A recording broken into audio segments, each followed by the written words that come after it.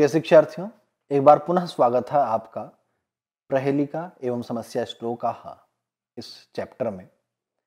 हमने इससे पहले वाले भाग में समस्या श्लोकों को पढ़ा था, उनके भावों को जाना था और सभी समस्याओं का समाधान भी हमने खोज ही लिया था। अब बारी है उस दूसरे भाग की, जिसको हम पहेली या प्रहेलिका के नाम से भी जानते हैं। प्रिय शिक्षार्थियों, ये जो प्रहेलिका है, आप लोगों ने कभी ना कभी बचपन में इस प्रकार के खेलों को जरूर खेला होगा। किसी एक चीज को जानने के लिए उसके बारे में आपने 10 ऐसी बातें बताई होंगी, जिसको हम कहते हैं कि हिंट देना। आपने इस प्रकार के उसके बारे में चीजें बताई होंगी, लेकिन उसके उत्तर को कोई नहीं दे पाया होगा। ठीक उसी प्रकार से यहां पर भी कुछ श्लोक हैं जिनके माध्यम से आपको कुछ ऐसे हिंट दिए जाएंगे जिसमें आपके उत्तर उसी में छुपे होंगे और आप उनको उत्तर देने का प्रयास करेंगे। प्रिय शिक्षार्थियों, पहेली जो है यह कहीं ना कहीं आपके चिंतन को भी बढ़ाने का कार्य करती है, आपको सही दिशा में सोचने के लिए भी प्रेरित करती है। इसलिए समय समय पर इन प्रहेलिकाओं का, इन पहेलियों का, इन समस्या श्लोकों का आप अध्ययन अवश्य करते रहें। हमारे समाज में कई प्रकार के नकारात्मक वस्तुएं भी हैं। उन नकारात्मक पहलुओं को आप किस प्रकार से सकारात्मक पहलू में बदल करके उनको देखने का प्रयास करते हैं, ये सभी कार्य हम समस्या श्लोकों से कर सकते थे। जैसा आपने देखा था कि पुरः पत्युः कामात् स्वसुरमियमालिंग गतिशति, इसमें नकारात्मक भाव स्पष्ट होता है, परंतु जब आप उसको अच्छी तरह से पढ़ते हैं, उसके ऊपर शोध करते हैं, तब आपको पता चलता है कि वह नकारात्मक नहीं अपितु सकारात्मक भाव ही था। तो इन श्लोकों को, इस प्रकार की पहेलियों को करने से, पढ़ने से हमारे जो नकारात्मक चिंतन है वो कहीं ना कहीं क्षीण होते हैं। आइए इसी कड़ी में हम लोग अपना दूसरा भाग, जिसको हम प्रहेलिका श्लोकाः के नाम से जानते हैं, आइए उनका अध्ययन प्रारंभ करते हैं। पहला श्लोक, पहले हम लोग इन श्लोकों के आवृत्ति को एक बार देख लेते हैं कि इनका उच्चारण कैसे करना है और इनको हम किस प्रकार से इनके शब्दों को समझने का प्रयास करेंगे। आइए श्लोकों से प्रारंभ करते हैं। प्रथम श्लोक से और 11वें श्लोक तक हम इनकी आवृत्ति करेंगे, फिर उसके बाद एक एक श्लोक की हम व्याख्या अन्वयार्थ के माध्यम से करेंगे। प्रथम श्लोक है, कृष्णमुखी न मार्जारी द्विजिह्वी न च सर्पिणी पंचभर्त्री न पांचाली यो जानाति स पंडितः वने जाता वने त्यक्ता वने तिष्ठति नित्यः पण्यस्त्री न तु वेश्या यो जानाति स पंडितः वृक्षाग्रवासी न च पक्षिराजः त्रिनेत्रधारी न च शूलपाणिः त्वग्वस्त्रवासी न च सिद्धयोगी जलं च बिभ्रत न घटो न मेघः वृक्षाग्रे च फलं दृष्टं फलाग्रे वृक्ष एव च अकारादि सकारान्तं यो जानाति स पंडितः नित्यं रथेन गच्छामि अश्वा वहन्ति मे रथं सम्राडस्मि नरो नास्मि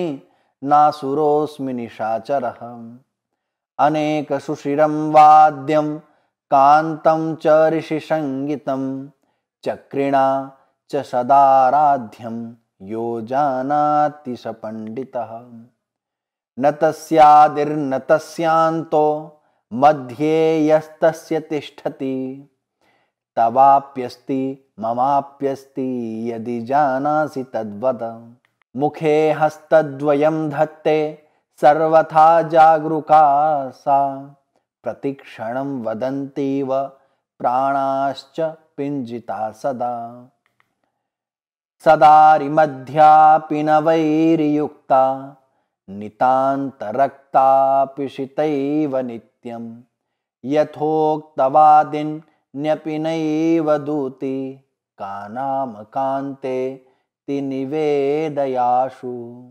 आदौ भाशोभते नित्यं रतं पश्चाद् विराजते देवतानां प्रियं धाम तवाप्यस्ति ममाप्यस्ति अपदो दूरगामी च साक्षरो न च पंडितः अमुखः स्फुटवक्ता च यो जानाति स पंडितः। प्रिय शिक्षार्थियों, इन लगभग श्लोकों में आपने देखा होगा एक शब्द है पंडितः। पंडित का अर्थ यह नहीं है कि वह जाति से पंडित हो। पंडित का अर्थ होता है जानकार, जो जानता है वह पंडित है। यहां पर जो पंडित अर्थ है वह जानकार के लिए प्रयुक्त हुआ है। आइए अब एक एक श्लोकों को हम उनके अन्वयार्थ के माध्यम से व्याख्या को प्राप्त करते हैं और उनके भावों को स्पष्ट करके अपने चिंतन को बढ़ाने का प्रयास करते हैं।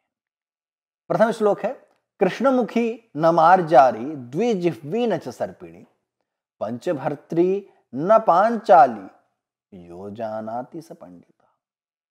कृष्णमुखी, कृष्णवर्णात्मक मुखमस्ति, उसका काला मुंह है, वह काले मुंह वाली है। लेकिन न मार्जारी, लेकिन वह बिल्ली नहीं है। फिर से एक आपको उदाहरण देते हैं, कहते हैं कि वो द्विजिह्वी है, उसकी दो जिह्वाएं भी हैं, दो जीभ हैं, लेकिन वो सांप नहीं है।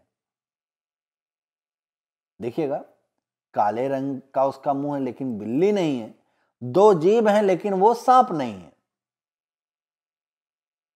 लेकिन क्या है वो? कहते हैं कि पंचभर्त्री, 5 पतियों से युक्त है। तो आपके दिमाग में आता है कि 5 पतियों वाली तो एक ही थी, वो थी द्रौपदी। लेकिन फिर कहते हैं न पांचाली, लेकिन वो पांचाली नहीं है। पांचाली, यहां पर पांचाल देश के राजा जो थे उनकी पुत्री होने के कारण इनको द्रौपदी को पांचाली भी कहा जाता है। लेकिन यहां पर हम लोग पंचभर्त्री को ही पांचाली के रूप में हम देखने का प्रयास करते हैं। यानी यहां पर पांचाली और पंचभर्त्री दोनों ही द्रौपदी के नाम यहां पर स्पष्ट होते हैं। तो वो 5 पतियों वाली है लेकिन वह पांचाली नहीं है, वो द्रौपदी बिल्कुल नहीं है।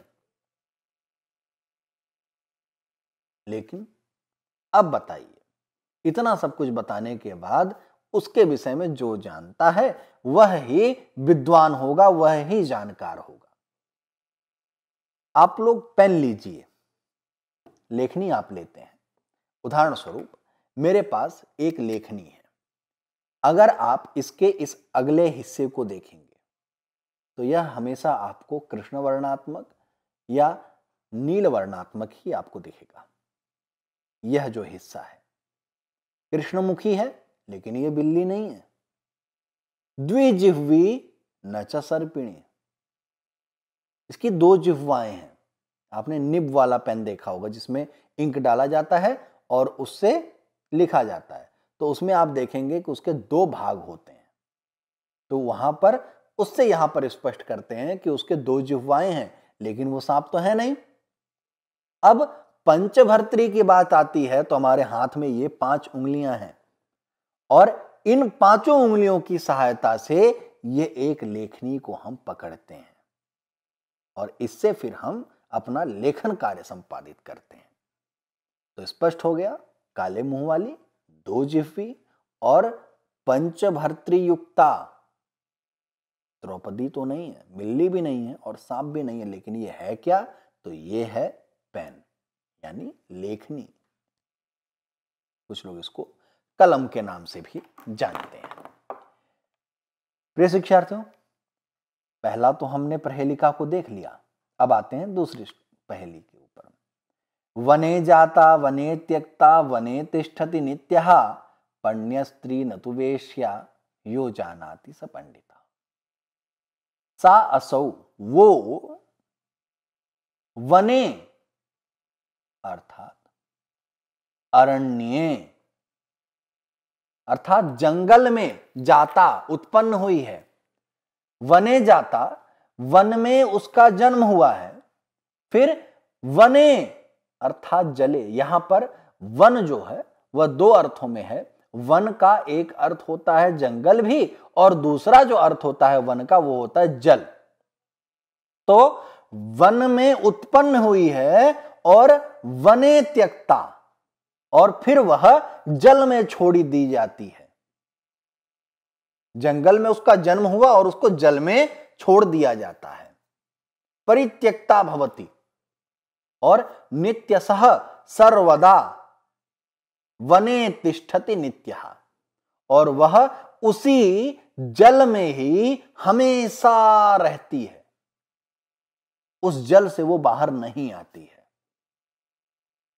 फिर कहते हैं कि पण्य स्त्री, उसको आप धन से खरीद सकते हैं, लेकिन अगर आप उसको पण्य स्त्री यानी वेश्या आप अगर उसको समझते हैं तो आप गलत हैं।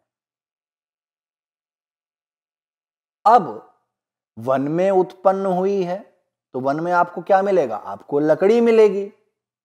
फिर वने जले त्यक्ता भवति, वो जल में ही छोड़ी रहती है। अब ऐसे में आपके दिमाग में आ रहा होगा कि लकड़ी है तो लकड़ी का आप क्या देखते हैं? तो थोड़ा दिमाग लगाइए, आप जल में नाव देखते हैं जो कि लकड़ी की बनी होती है। वने जाता वने त्यक्ता वने तिष्ठति नित्यः, और वो उस जल में छोड़ दिए जाने के बाद वो जब तक खत्म नहीं हो जाती है तब तक वो जल में ही रहती है। और ध्यान रखिएगा, आप उसको खरीद भी सकते हैं। धनेन क्रेतुम शक्यः अस्ति सा पण्य स्त्री अस्ति, और उसके बारे में जो जानता है वह विद्वान यानी जानकार कहलाता है। यो जानाति स पंडितः। तो उत्तर आपको प्राप्त हो गया, वह नौका है। प्रिय शिक्षार्थियों, अगला श्लोक, अगली पहेली आपकी है, वृक्षाग्रवासी न च पक्षिराजः त्रिनेत्रधारी न च शूलपाणिः त्वग्वस्त्रवासी न च सिद्धयोगी जलम च बिभ्रत न घटो न मेघः। वृक्षाग्रवासी, वृक्ष के आगे या वृक्ष के ऊपर जो निवास करता है, तो वृक्ष के ऊपर तो रहने वाला या वृक्ष के डाल पर बैठने वाला वो तो पक्षी ही हुआ ना। लेकिन फिर कहते हैं कि वह पक्षी नहीं है, लेकिन वो वृक्ष पर आगे या वन पेड़ के ऊपर ही रहता है। फिर कहते हैं न च पक्षिराजः, वह पक्षी नहीं है। अगला उसका प्रमाण देते हैं कि वह त्रिनेत्रधारी, उसके 3 नेत्र हैं, वह 3 नेत्रों को धारण करता है। लेकिन अगर आप सोचें कि 3 नेत्र धारण करने वाले तो भगवान शिव हैं, तो कहते हैं न च शूलपाणिः, वह शिव भी नहीं है।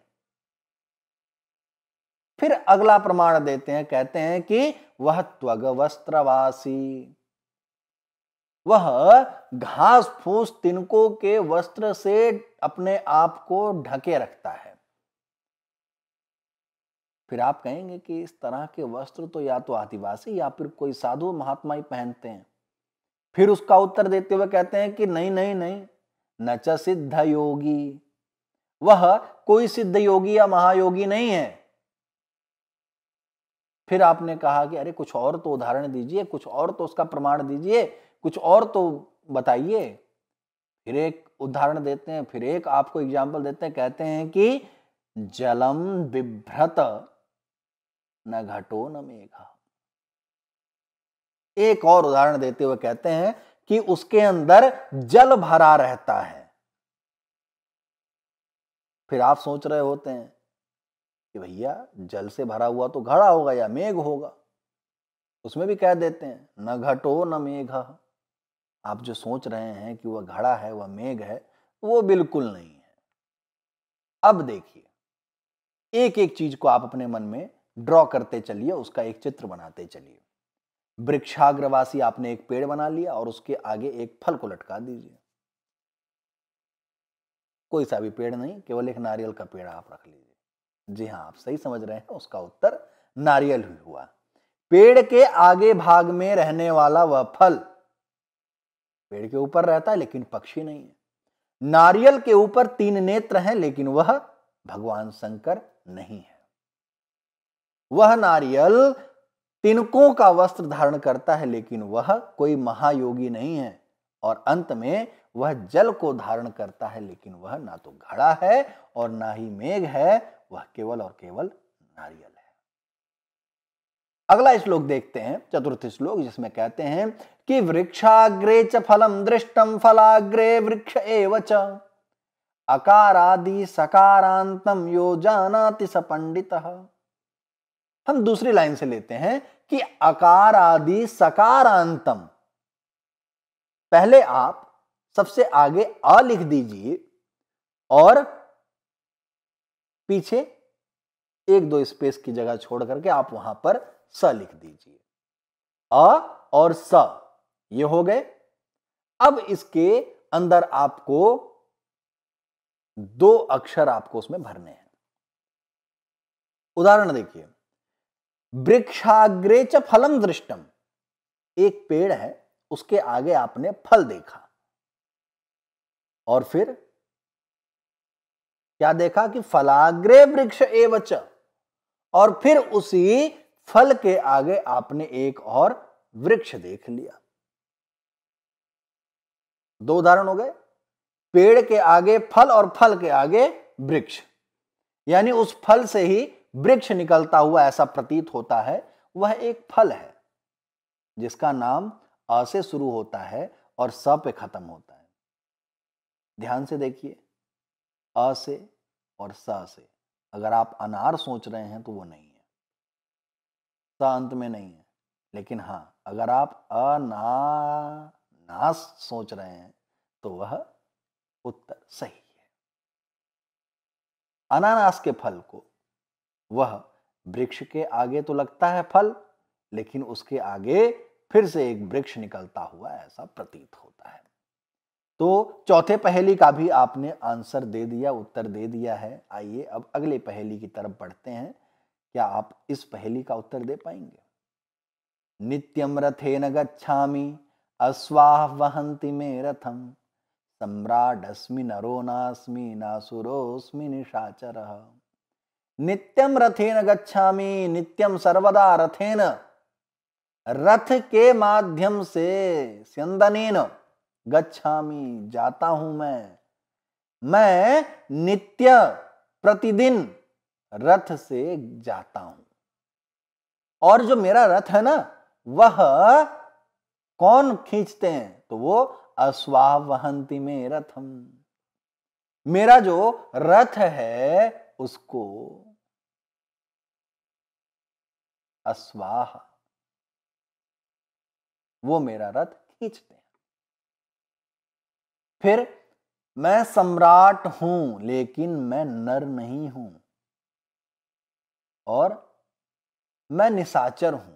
मैं रात में भी घूमता हूं, रात में भी मैं घूमता फिरता हूं, लेकिन अगर आप सोचें कि मैं निशाचर हूं तो मैं वो नहीं हूं। ध्यान दीजिएगा कि प्रतिदिन रथ के माध्यम से कौन घूमता है, कौन भ्रमण करता है?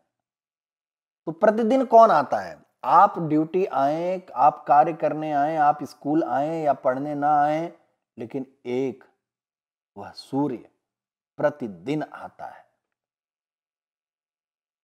और उनकी जो अश्व हैं, वो किरण रूपी अश्व क्या करते हैं? उनके रथ को खींचते हैं। और वो सम्राट हैं, इस धरती के वो राजा हैं। वो ना हो तो आपको ना तो भोजन मिलेगा, आप क्या किसी भी जीव जंतु को नहीं मिलेगा। इसलिए वह इस धरातल के सम्राट हैं, राजा हैं।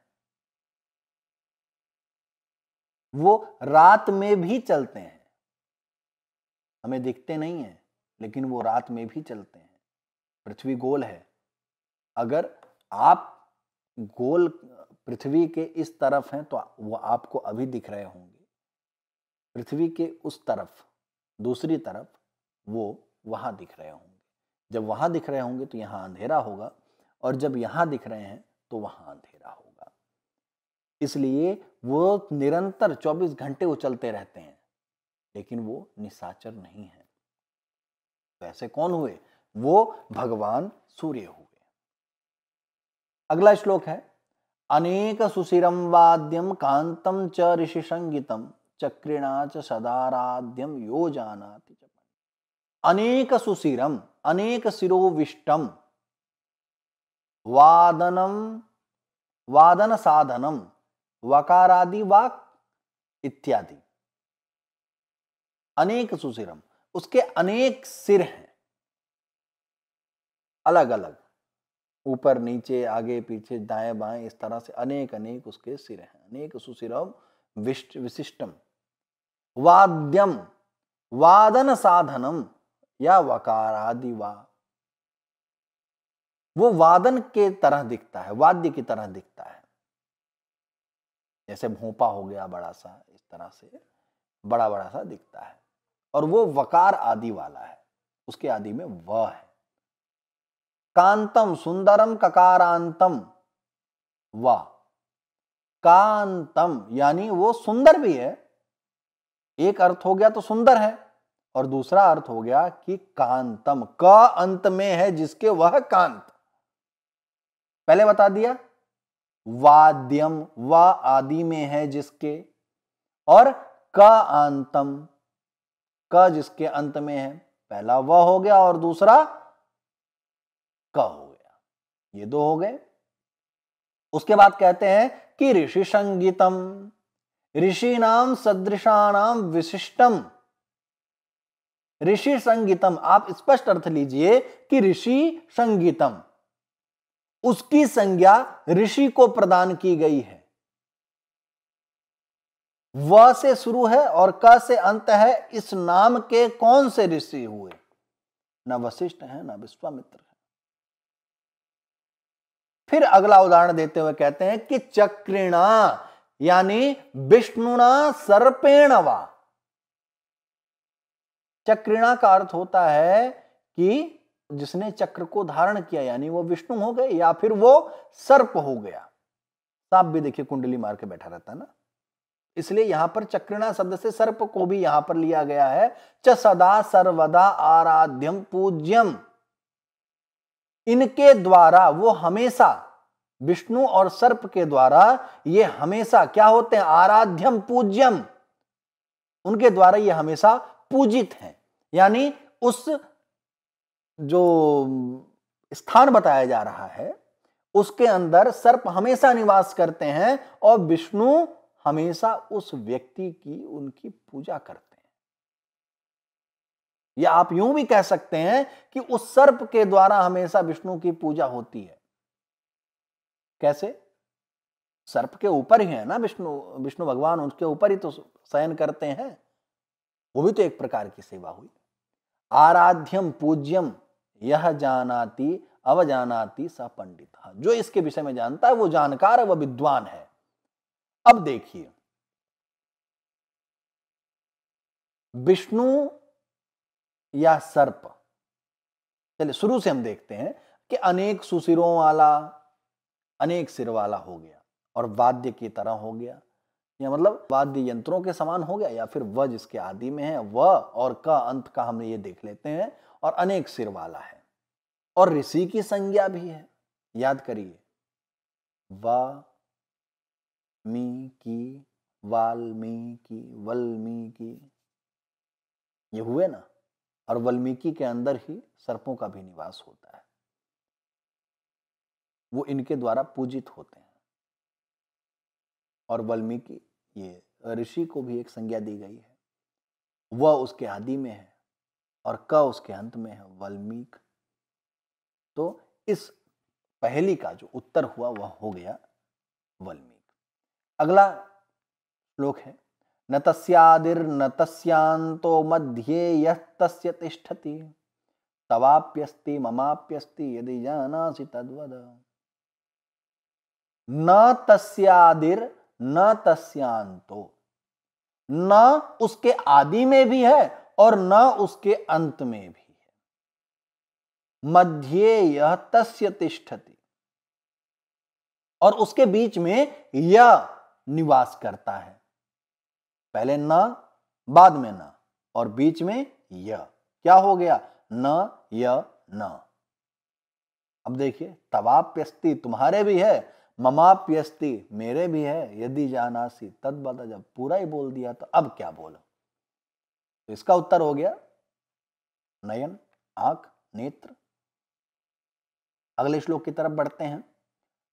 मुखे हस्तद्वयम धत्ते, सा मुखे यानी मुख में हस्तद्वयम धत्ते, दो हाथों को धारण करता है, और सर्वथा जागरूका सहिसा, सर्वथा जागरूका हिसा, और वो हमेशा जागती रहती है।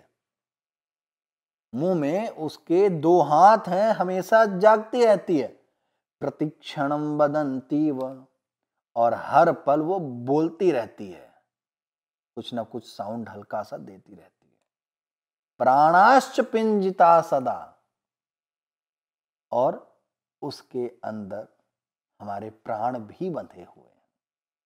तो हमारे प्राण तो एक ही के अंदर बंद हैं, वह है काल।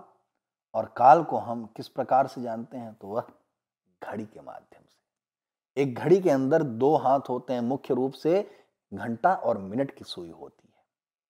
तो वो उस घड़ी के अंदर घंटा और सुई को दिखाने वाले दो हाथ होते हैं, और ये हमेशा 24 घंटा चलती रहती है।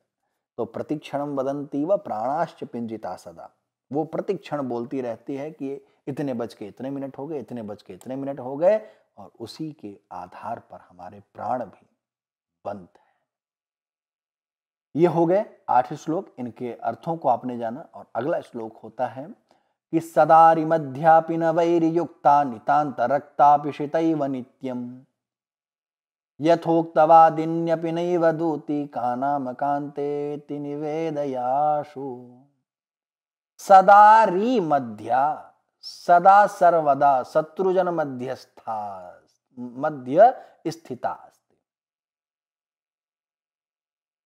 सदारि मध्या, हमेशा अरि उसके मध्य में रहते हैं। मध्य रि इत्यक्षरवती वा।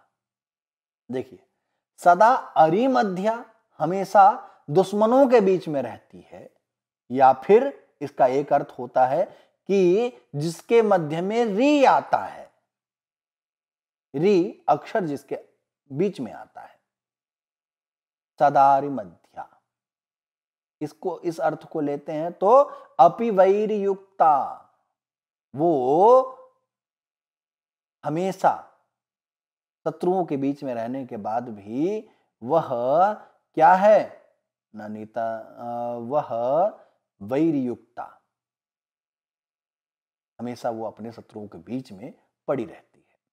नितांत रक्तापि शितैव नित्यम, नितांत रक्तापि अत्यंत रक्ता, अत्यंत रक्त वर्णा वा, वह काफी लाल मुंह वाली है, या अत्यंत रक्ता है।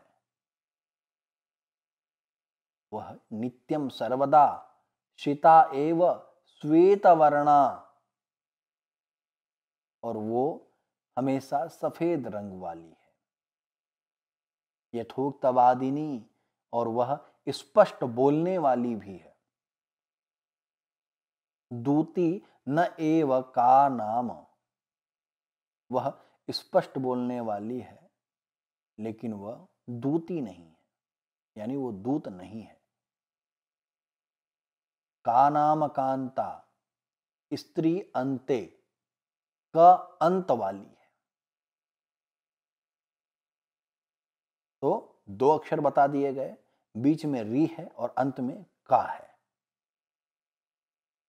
स्त्री जाति की है और क अंत वाली है, तो कांता भी हो गई और क अंत वाली भी हो गई। इति आशु शीघ्रम निवेदय ज्ञापय, यह सब जानने के बाद कृपया इसके बारे में जल्दी से बताएं। तो सदारि मध्या, री जिसके मध्य में है और अंत में क्या है, का है। इस प्रकार की एक आपने पक्षी देखी होगी जिसको आप कई जगहों पर कहते हैं मैना, उसको सारिका पक्षी के नाम से भी जाना जाता है। उस सारिका पक्षी का जो नाम है सारिका, उसके बीच में देखिए री है और अंत में का है। सारिका पक्षी के नाम से इसको जाना जाता है। तो इस पहेली का उत्तर होता है सारिका। अगला श्लोक है, आदौ भा शोभते नित्यम रतम पश्चात विराजते देवतानां प्रियम धाम तवाप्यस्ति ममापि च। आदौ आदि में भा शोभते नित्यम, हमेशा भा ही शोभित होता है, और रतम पश्चात विराजते, और उसके बाद में रतम यह शब्द विराजित होता है। भा और रतम, भा प्लस रतम ये हो गया। फिर कहते हैं कि देवता नाम यानी जो अमर देव हैं उनका जो है यह प्रियम इष्टम धामम स्थानम वर्तते, यह देवताओं का प्रिय स्थान है। देवताओं का क्या? तवाप्यस्ति ममापि अस्ति, वो तुम्हारा भी प्रिय धाम है और मेरा भी प्रिय धाम है। तो यह और कोई नहीं, हमारा भारतवर्ष ही है। इस पहेली का आशय है भारत शब्द से। भारत एक शब्द नहीं है बल्कि हमारा एक विचार है। इस पहेली का उत्तर भारत हुआ। अगला और अंतिम श्लोक है और अंतिम पहेली है, अपदो दूरगामी च साक्षरो न च पंडितः अमुख स्फुटवक्ता च यो जानाति स पंडितः। अपदः पदहीनः, उसके पैर नहीं है लेकिन फिर भी वो दूरगामी है, वो दूर तक चली जाती है। साक्षरः, अक्षर युक्त है लेकिन वह विद्वान नहीं है, पंडित नहीं है। दूर तक जाती है लेकिन पैर नहीं है। अक्षर युक्त है परंतु वह पढ़ी लिखी नहीं है। अमुखः, मुख नहीं है लेकिन वो स्पष्ट वक्ता है, जो बोलती है एकदम स्पष्ट बोलती है, जैसा बोला गया वैसा ही बोलती है। तो यह जानाति स पंडितः, इसके बारे में जो जानता है वह पंडित हुआ। प्रिय शिक्षार्थियों, ये हुआ एक पत्र के विषय में बताया गया है। पत्र के पैर नहीं होते लेकिन वो दूर तक का सफर तय करती है। उसके अंदर अक्षर लिखे होते हैं लेकिन वो पढ़ी लिखी नहीं होती। मुंह नहीं है लेकिन आप पढ़ करके उससे बिल्कुल सत्य को ही जानेंगे। और इसके बारे में अब आप भी जान गए हैं तो आप भी अब विद्वान ही हुए, यानी यो जानाति स पंडितः। आप जान गए तो अब आप ज्ञानी हैं, विद्वान हैं, पंडित हैं।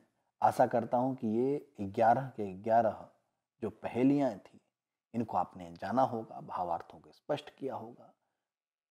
यदि कोई शंका रह जाती है तो आप पुनः इनका अध्ययन करें, क्योंकि आवृत्ति सर्वशास्त्राणां बोधादपि करी, जैसे इस भाव को स्पष्ट करते हुए जब आप किसी चीज की आवृत्ति बार बार करते हैं तो वो उसके बोध को आपको निरंतर स्पष्ट करती हुई चलती है। इसी आशा के साथ कि आप इन अध्यायों का, इन पढ़े हुए विषय वस्तुओं का आप निरंतर अभ्यास करेंगे, अध्ययन करेंगे, पुनरावृत्ति करते रहेंगे। इसी के साथ आज के इस कार्यक्रम का, इस अध्याय का यहीं पर समापन करते हैं। तब तक के लिए धन्यवाद।